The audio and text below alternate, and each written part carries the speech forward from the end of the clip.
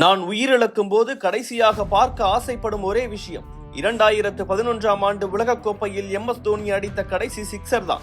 இந்தியாவின் கிரிக்கெட் ஜாம்பவான் சுனில் கவாஸ்கரின் ஆழ் மனதில் இருந்து உதிர்த்த வார்த்தைகள் இவை. கடைசி ஓவரில் 15 ரன்கள் தேவைப்பட்டதால் அழுத்தம் பவுலரின் மீதுதான் இருக்கும், ஏனென்றால் எதிரில் நிற்பவரோ தோனி. இப்படி இந்தியாவில் கிரிக்கெட் பார்க்கும் ஒவ்வொரு ரசிகனுக்கும் நம்பிக்கை விதைத்தவர் மகேந்திர சிங் தோனி. 2004ஆம் ஆண்டு யார் இந்த புது பையன் என்ற கேள்விகளோடு களத்திற்குள் வந்த ஒருவர் 20 வருடங்கள் கழித்து இன்று இவரை போல கேப்டனாக என்ன செய்ய வேண்டும் என்ற கேள்வியை அனைவர் மனதிலும் பதிய வைத்திருக்கிறார். தோனி தோனி என்று கொண்டாடும் பல ரசிகர்களுக்கு அவர் என்னென்ன செய்திருக்கிறார் என்ற புள்ளி விவரங்கள் பெரிதாக தெரிந்திருக்காது. ஏனென்றால் ரசிகர்களை பொறுத்தவரையில் ஆரம்ப கட்டத்தில் அவர் ஒரு கிரேட் பினிஷர், இடைப்பட்ட காலத்தில் தி கிரேட் கேப்டன், தற்போது தி கிரேட் லீடர், அவ்வளவுதான் தெரியும். இந்த காலகட்டங்களில் அவர் புள்ளி விவர ரீதியாக கடந்து வந்த பாதையை பார்க்கலாம். MS தோனி வெறும் 90 டெஸ்ட் போட்டிகளில் தான் விளையாடி இருக்கிறார். ஆனால் அந்த போட்டிகளில் அதற்கு முன்பு இந்திய கேப்டன்களாக இருந்தவர்களின் பல சாதனைகளை முறியடித்தார். டெஸ்ட் கிரிக்கெட்டில் அதிக ரன்களை அடித்த கேப்டன் என்ற பெருமையை அப்போது தோனி தான் வைத்திருந்தார். கிட்டத்தட்ட 3454 ரன்களை குவித்தார். அதுவும் 7வது வீரராக களமிறங்கி இதை செய்ததுதான் ஆச்சரியமே. டெஸ்ட் கிரிக்கெட்டில் ரன் அடிப்பதே பெரிய விஷயமாயிருந்த சூழலில் அதிக சிக்ஸர் அடித்த 2வது வீரராக கொடிகட்டி பறந்தவர் தோனி. 90 போட்டிகளில் 78 சிக்ஸர்களை விளாசி இருந்தார். முதல் இடத்தில் ஓபனிங் நாயகன் வீரேந்திர சேவாக் 90 சிக்ஸர்களுடன் இருக்கிறார். இந்திய டெஸ்ட் கிரிக்கெட்டில் அதிக போட்டிகளுக்கு விக்கெட் கீப்பராக இருந்தது தோனி தான். இன்று வரை இதை யாரும் முறியடிக்கவில்லை. ஏனென்றால் இன்று வரை தோனி போன்ற ஒரு விக்கெட் கீப்பர் இந்தியாவுக்கு கிடைக்கவில்லை. டெஸ்ட் கிரிக்கெட்டில் இரட்டை சதம் அடித்த முதல் இந்திய விக்கெட் கீப்பர் பேட்ஸ்மேன் தோனி தான். ஒட்டுமொத்த டெஸ்ட் வரலாற்றில் 7வது வீரராக இடம்பெற்றார் அவர்.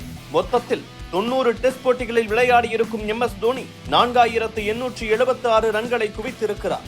அதில் 6 சதங்கள், ஒரு இரட்டை சதம், 33 அரை சதங்கள் அடங்கும். ஓய்வு பெறும் போதும் கூட 38.09 ரன்களை சராசரியாக அடித்திருக்கிறார். அடுத்ததாக ஒரு நாள் கிரிக்கெட்டை எடுத்துக்கொண்டால் 350 போட்டிகளில் விளையாடி இருக்கிறார். 10 சதங்கள், 73 அரை சதங்கள் என 10,773 ரன்களை குவித்திருக்கிறார். இதில் நிறைய போட்டிகளில் 7வது வீரராக களமிறங்கி இக்கட்டான சூழலில் இருந்து இந்தியாவை மீட்டிருக்கிறார். இதை தொடர்ந்து பார்த்தால் T20 கிரிக்கெட் 98 போட்டிகளில் 1617 ரன்களை அடித்திருக்கிறார். பெரும்பாலும் 7வது மற்றும் 8வது வீரராக களமிறங்கியதால் பினிஷராக மட்டுமே இருக்க முடிந்தது அவரா.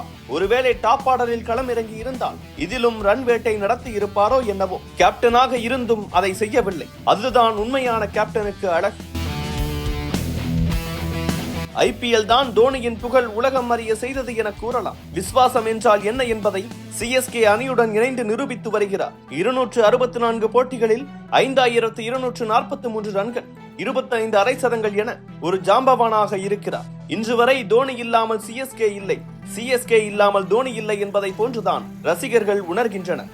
இப்படிப்பட்ட ஒரு கிரிக்கெட் போராளி எப்போது ஓய்வு பெறுவார் என்ற விவாதமும் குழப்பமும் தான் நீண்ட நாட்களாக இருந்து வருகிறது. எனினும் கிரிக்கெட் மட்டுமின்றி தொழில்துறையிலும் சாதித்து வருகிறார். கிட்டத்தட்ட 64 நிறுவனங்களில் தோனியின் முதலீடு இருக்கிறது. அதில் தமிழ்நாட்டைச் சேர்ந்த கருடா ஏரோஸ்பேஸும் ஒன்று. விவசாயம், ட்ரோன்ஸ், மதுபானம், கோழிப்பண்ணை, சினிமா என அவரின் முதலீடுகள் தொடர்ந்து கொண்டே இருக்கின்றன. இதையெல்லாம் வைத்துக் கொண்டு தான் இன்னும் ஓய்வு பெறாமல் இன்று வரை தனக்கு பெருமை சேர்த்த கிரிக்கெட்டுக்காகவும் CSK அணிக்காகவும் விளையாடி வருகிறார் தோனி. ஒருவேளை அவர் ஓய்வு பெற்றால் அவர் கிரிக்கெட்டை மிஸ் செய்ய மாட்டார். கிரிக்கெட் தான் அவரை மிஸ் செய்யும்.